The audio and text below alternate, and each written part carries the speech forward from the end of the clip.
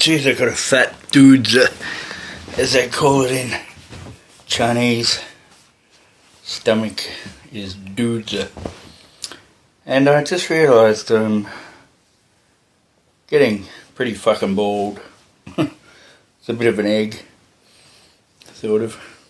Anyway, this is old age, and the dudes is fucking way bigger than I want it to be. So let's get down to the topic at hand for the moment. I've got this theory, it's called the Pinnacle of things. And it's basically,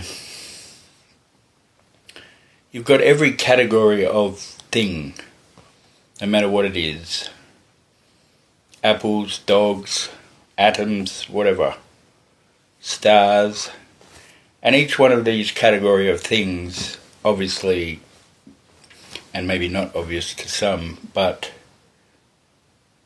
will have its frequency, its base frequency that they all vibrate at, and that's why they have the physicality that they have. Now, we live in a universe in, I like to call the all of all existence, that we could say, well, in the all of all existence, there's probably, infinity amounts of these bits and categories of things. I like to think, or I sort of do think, that in our universe it's finite and potentially not infinite. And so we'll just use maybe our universe as the example. And because probably the way that it works is there's infinite maybe universes in the all of all existence. Yeah, and then I just pictured something that relates to what I'm about to talk about, I guess. And then so within each category of thing in this finite universe, same categories I should say, vibrate at the same base sort of frequency, and no two things in the universe are exactly the same. It's very important to understand that. No two things in the all of all existence are exactly the same. They can't be. They just can't be, because for some reason I just fall back onto, if two things were exactly the same, then everything would be exactly the same, and then it would all cancel out and nothing would exist. Because if two things were exactly the same, they would cancel out and become one. And so, no two things in the universe are the same. I think it's maybe the first time I've actually worded that sort of proves the thought experiment.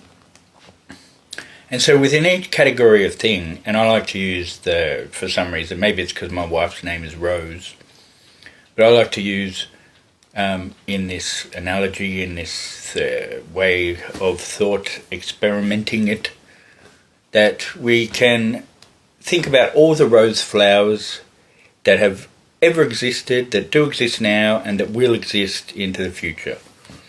And there'd be trillions and trillions of them maybe, and there could even be rose flowers on other planets in the universe. And yes, that is possible, because it's all a set structure of elements that exist within the universe, and I'm pretty sure that things go down in a certain way, in a certain order, with the same certain elements, and there's possibly more elements than we just know on Earth.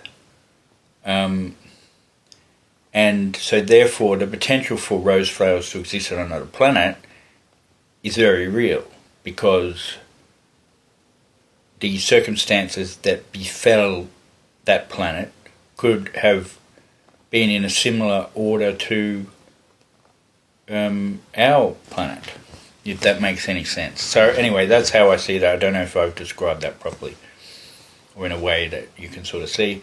And so we've got all these rose flowers. We are knowing that no two things in the universe are the same, so therefore no two rose flowers in the universe, or let's just say on Earth, have ever been the same, are the same, or will be the same ever. Okay? It's just And if you think about everything's moving, right, and supposedly stars and everything's in a different spot from one plank to the next, and all the stars are shining on each other. And this is how I see astrology working, and to do with time, and it's time and space. No time and no space is exactly the same.